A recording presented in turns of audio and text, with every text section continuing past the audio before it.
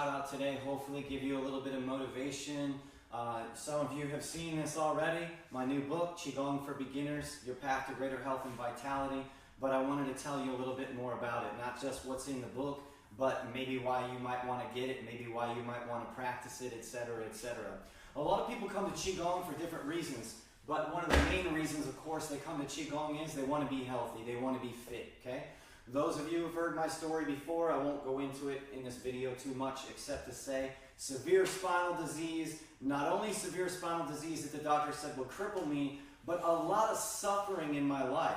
Suffering, growing up with people who didn't have really good life skills. Qigong is an awesome life skill. Martial art practice for some people is an awesome life skill.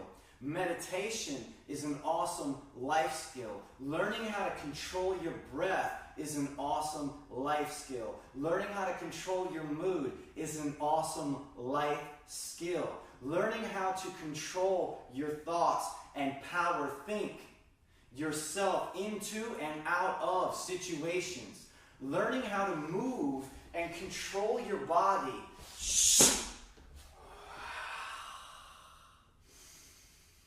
is an awesome life skill. But there are a lot of habits, which really, habits and life skills, a lot of times people don't say they're the same thing, but they actually are. Your habits are your life skills, okay? And they either are good life skills or not so good life skills. So if you want to change your life, whatever you got going on, sickness in your body, pain in your body, etc., etc., the one thing that you've got to get a hold of, which by the way is a lot easier than getting a hold of everything else that's going on in your life, is literally your own center, your own self.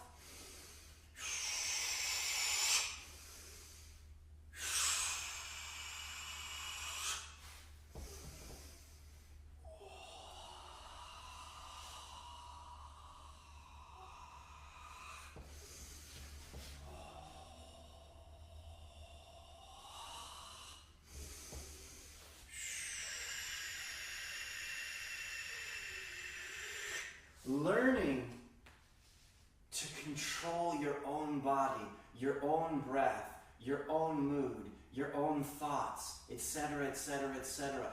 How else is life going to get better? I don't know.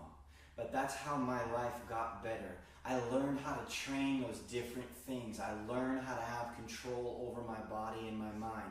One of the things that I love about martial arts and Qigong, some Qigong styles and martial art, you can't even tell the difference in some schools. They all blend together. The Shaolin Kung Fu, the Shaolin Temple, in a school like that, they're so similar that they're almost the same.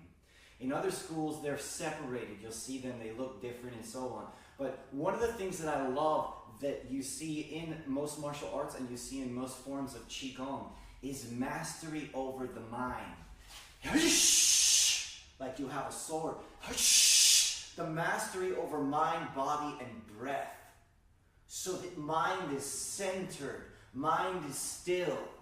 And that then you can operate your life from that place. Some of you heard the story when I broke this hand, martial arts demonstration gone bad, and I broke this hand in 3 places. Okay? And my knuckles were back here. And I had to then heal that hand. Okay? The doctor said I'd never be able to lift those fingers again.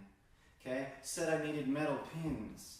And I'm not here to teach you, don't listen to your doctor. I'm just here to say I never needed pins. I never needed metal pins. And I'm lifting my hand just fine. You got to know when you're able to do that. And in that case, I thought I'd be able to do it, and I did. Okay? So the thing is, though, how do you take these ideas? We all want to be, just touched on the head and healed. But there's also a process within Qigong where you have to take responsibility for your own breath, your own mood, your own life. And if you can't, as I tell my students, if you can't do it in the comfort of your own home, if you can't do it in your house when it's quiet, okay, If you can't do it in your living room, you're not going to be able to do it on the subway. You're not going to be able to do it at the office. You're not going to be able to do it while you're standing at the bank, stressing out, waiting in line. You're not going to be able to calm yourself down. You're not going to be able to calm yourself down when you're in the middle of a stressful driving situation. But if you train at home and you do some of these things that martial arts and Qigong have in common, which is repeating a movement over and over and over again in your body, moving something over and over and over again in your body.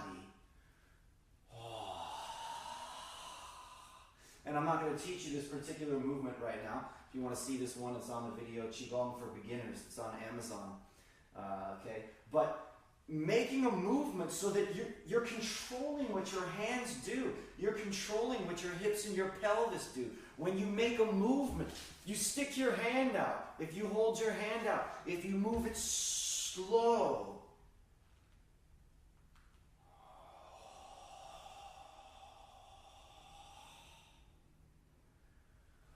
whatever way you do it, you have to exercise your mind.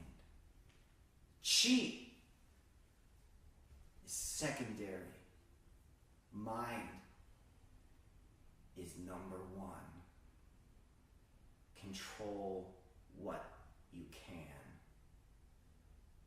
Let go of. Do your best to change those things out there in your life only after changing mind, your own mind, which is number one. Thanks for tuning in.